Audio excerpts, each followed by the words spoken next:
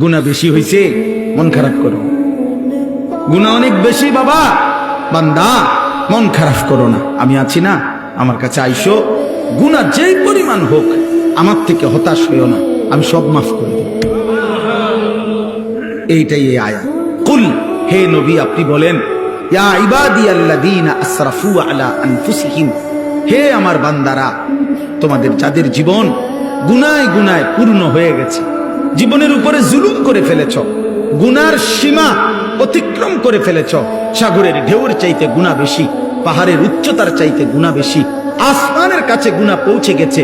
আল্লাহ বলেন, লা তাকনাতু মির রাহমাতিল্লাহ, আমি আল্লাহর রহমত থেকে নিরাশ হইও না।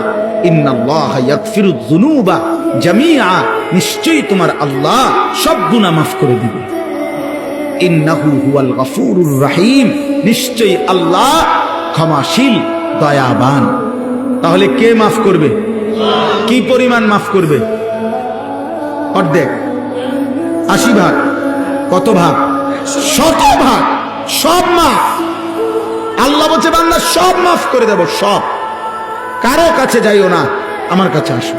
এখন শর্ত হইল, প্রশ্ন হইল, মালিক কি করতে হবে আমাকে? যদি মাফ নিতে হয় আমার করণীয় কি? তো আল্লাহ বলেন 3টা কাজ।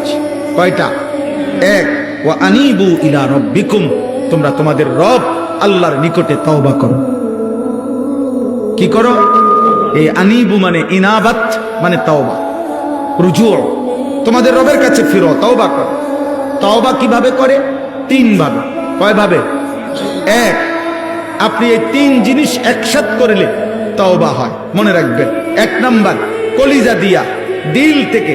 মনে রাখবেন আপনার কলিজার শেষ অংশটাও, দিলের শেষ শব্দ আল্লাহ শুনে, তাহলে অন্তর দিয়ে আপনাকে প্রথম বলতে হবে, আল্লাহ আমি সমস্ত গুনাহ ছেড়ে দিলাম। 2, আর করব না, ওয়াদা দিলাম। 3, আমি লজ্জিত মাওলা, আমি মাফ চাইলাম। আল্লাহ বলে, যদি 100 দিল থেকে বাস্তবিক অর্থে গুনাহ ছেড়ে দিয়ে আর করবা না, ওয়াদা দিয়ে মাফ চাইতে পারো, আমি আল্লাহ ওয়াদা দিলাম সব মাফ করে দিলাম।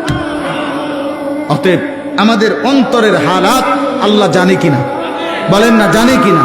তিনি সব বুঝে কিনা? এই জন্য খামখেয়ালি করলে তো আমরা বিড়ি খাইতে খাইতে আস্তাগফিরুল্লাহ আস্তাগফিরুল্লাহ, কি শুরু হইলো দেশটার মধ্যে? না, কিতা শুরু হয়েছে? বিড়ি খানা শুরু হয়েছে। বুঝছেন না কি শুরু হয়েছে? চা দোকানের টেলিভিশনের দিকে তাকায় তাকায় কয় আস্তাগফিরুল্লাহ, দেশটার মধ্যে কি ফিডাফিডি চলছে, এটা নিয়ে আস্তাগফিরুল্লাহ। এই বেড়ি দেখে দেখে নিয়ে আস্তাগফিরুল্লাহ। এক বুজুর্গ, ওনার সঙ্গী একজন বেপর্দা নারীর দিকে তাকাইয়া বলছে, হযরত দেখেন দেখেন এই মহিলা কি বেপর্দা, আস্তাগফিরুল্লাহ আস্তাগফিরুল্লাহ। ওই আল্লাহওয়ালা ওই লোককে বলছে, ভাই তেরি আস্তাগফিরুল্লাহ পর আস্তাগফিরুল্লাহ, তোমার আস্তাগফিরুল্লাহর উপরে আস্তাগফিরুল্লাহ। এ কেসা আস্তাগফিরুল্লাহ? এটা কি ধরনের আস্তাগফিরুল্লাহ? বেডির দিকে ছাইয়া রইছো, আবার কও আস্তাগফিরুল্লাহ। আরে ভাই, পেলে তো নজর হটাও, ফের আস্তাগফিরুল্লাহ পড়ো।